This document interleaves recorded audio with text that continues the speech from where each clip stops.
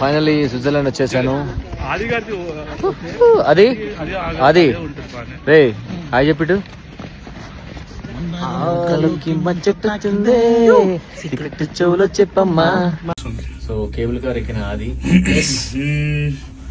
హిమసీమల్లో యమగా ఉంది మునిమాపుల్లో yellow మురిపాలలో yellow చలి చలిగా తొలి బలిగా.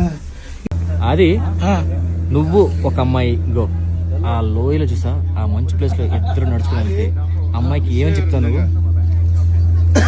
ఇంకా సేపు ఐస్ లో ఉంటే ఇద్దరం ఐస్ బాక్స్ లో ఉంటాం అని చెప్తా. ప్రసాద్ అన్న చెప్పరా, ఈ మంచు ఏ ఫ్లేవర్ ఇది? తెలుసు వెనిలా ఫ్లేవర్ అనుకుంటాను రా. తింటావా కొంచెం? ఐస్ క్రీమ్ లో వేసి కొట్టేద్దాం. అరే అది కింద చూస్తుంటే స్వర్గంలో ఉన్నట్లుంది కదా. పైన కేబుల్ దిగితే స్వర్గంలోనే ఉంటాం. అరే నోటికి మంచి మాటలు రా ఇప్పుడు నీకు. నేను ఏమన్నా వివేకానంద ఉన్నా రమణ మహర్షిని. ఇలాంటి మంచు ఇంకెక్కడైనా చూసావా? రోజు మా టీవీలో చూస్తా. అది స్విట్జర్లాండ్ ఫ్లైట్ లో రమ్మంటే దానికి కూడా ఆటోలో వచ్చావా?